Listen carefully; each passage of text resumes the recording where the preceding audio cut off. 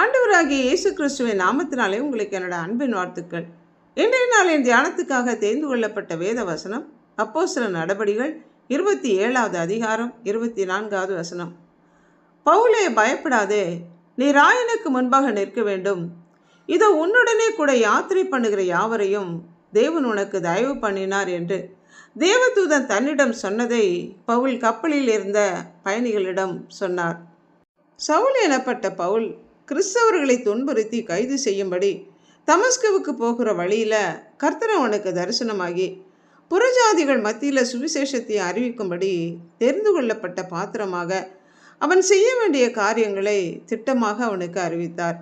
அதன்படி அனனியா என்கிற தீர்க்கதரிசி பவுலை சந்தித்து அவன் பார்வையடையும்படியாகவும் பரிசுத்த ஆவியினாலே நிரப்பப்படும்படியாக அவனுக்காக ஜெபித்த போது பவுல் பார்வையடைந்து தொடர்ந்து தேவனுடைய ஊழியத்தை செய்யும்படி அநேக காரியங்களை கர்த்தரே கற்றுக் கொடுத்தார்.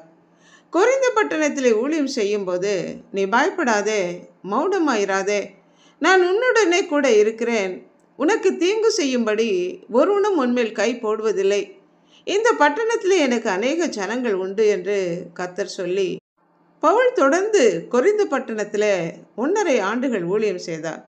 யூத ஜனங்கள் பவுலுக்கு விரோதமாக செயல்பட்டு கைது செய்தபோது எருசலேமில் யூத ஜனங்கள் முன்பாக இயேசுவே மேசியாவாகிய கிறிஸ்து என்று திருஷ்டாந்தப்படுத்தி தன் சாட்சியை பகிர்ந்தபோது கர்த்தர் பவுலிடம், நீ எருசலேமில் சாட்சி கொடுத்தது போல ரோமாபுரியிலும் சாட்சி கொடுக்க வேண்டும் என்று சொன்னார்.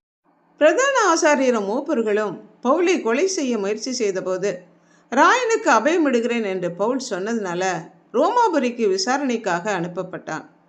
கப்பல் பிரயாணம் செய்தபோது புயல் காற்றினாலே கப்பல் பாதிக்கப்பட்டதுனால தூதன் மூலமா பவுலிடம், நீ பயப்படாதே, நீ ராயனுக்கு முன்பாக நிற்க வேண்டும், உன்னோட யாத்திரை பண்ணுகிற யாவரையும் தேவன் உனக்கு தயவு பண்ணினார் என்று சொன்னார். கப்பல் பிரயாணத்தில் கர்த்தர் உடன் இருந்து கப்பல் சேதத்திலிருந்து பவுலை நிமித்தமாக கப்பலில் இருந்த அனைவருடைய ஜீவனையும் கர்த்தர் பாதுகாத்து பவுல் ரோமாபுரியில் ரட்சிப்பின் நற்செய்தியை அறிவிக்கும்படி கர்த்தர் கிருபை கொடுத்தார். நான் உனக்கு போதித்து நீ நடக்க வேண்டிய வழி உனக்கு காட்டுவேன், உன்மேல் என் கண்ணை வைத்து உனக்கு ஆலோசனை சொல்லுவேன் என்று சொன்ன வசனத்தின்படியாக பவுலின் வாழ்க்கையில் கர்த்தருடைய கரம் உடன் இருந்து ஒவ்வொரு இடத்திலும் தேவனுடைய சித்தத்தை நிறைவேற்ற ஆலோசனை கொடுத்ததை நம்மால் உணர முடிகிறது, காண முடிகிறது. அதே போல நாமும் தேவனுடைய சத்தத்தை கேட்டு சித்தத்தை அறிந்து அதன்படி செய்ய நம்மை நாம் அர்ப்பணிக்கும் போது பவுலிடம் இருந்த தேவன் செயல்பட்டது போல கர்த்தர் நம்மோடும் இருந்து நம் மூலமாக அவர் செய்ய விரும்புகிற காரியங்களை செய்ய காத்திருக்கும் கர்த்தருடைய கரத்தில் முற்றிலுமாக நம்மை அர்ப்பணிப்போமா? ஜெபிப்போம்.